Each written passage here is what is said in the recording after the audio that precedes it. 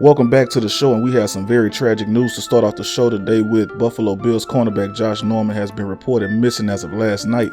He was last seen in Tennessee, where I'm told he made a horrible mistake in attempting to take down King Henry, the 22nd of Nashville. If you have any information, please contact the Buffalo Bills. We must get him back home before the next game.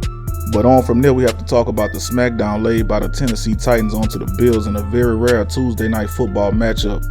This wasn't even close, and it's honestly not even a lot to talk about in this game.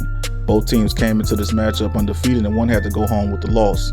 The first quarter ended in a tie at 7 apiece, but it was all downhill from there, with the Bills only managing to put up 3 points in the second quarter, while the Titans scored 2 touchdowns, sending them into halftime with a 21-10 lead.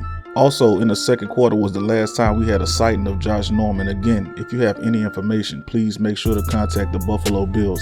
But let's move right on into the third quarter, where the Bills were able to force a punt with the game still sitting at 21-10. They go on a 14-play, 64-yard drive, getting all the way down into Tennessee territory at the 33-yard line. And on second down, Josh Allen throws an interception to Malcolm Butler. He takes it back 68 yards all the way to the Buffalo 12-yard line. And in 3 plays, Tennessee gets into the end zone with a pass from Tannehill, bringing the score to 28-10. This is now Josh Allen's second interception of the game, to which the Titans have capitalized on by putting touchdowns on the board. And with the score sitting at 28-10, the Bills have to find a way to turn things around, start making less mistakes, and start closing this 18-point gap. Moving on into the fourth quarter, the Bills cap off a 90-yard drive with a touchdown, but failed the 2-point conversion attempt. The game is back within reach, but the defense could not get a stop, and the Titans travel right back downfield to get into the end zone, with Derrick Henry getting his second touchdown of the day. At this point, the game is pretty much already out of reach, but on the kick return, they add on to the pain by fumbling deep into Titans territory, to which the Titans again immediately took advantage by Tannehill throwing his third touchdown of the day to Jonnu Smith. And this game is over at this point. The Titans move on to 4-0 with a big 42-16 victory, while the Bills fall to 4-1. All in all, this was a pretty one-sided event. Now, one very interesting thing is the amount of time the Titans had off before this game, while the Bills just had a slugfest against the Rams last week. Did this play a factor into this game? Maybe, but you can't lose the turnover battle and expect to pull off a win. That hardly ever happens.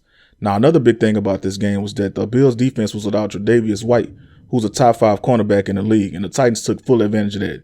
A.J. Brown had a huge game, and I don't think that would have been the case if Trey White was to play. So both of these teams are going to be in the playoffs. We all know that. So Buffalo fans, don't take too much away from this game. Just have to clean up a couple of things like those turnovers. You're not going to lose the turnover battle and win games. That just doesn't happen. And I'm pretty sure when Tre'Davious White returns, that defense will be perfectly fine. We'll be continuing our search for Josh Norman, but with that, we are officially done with Week 5, which was a long one, a crazy one, but all in all, it was an exciting one.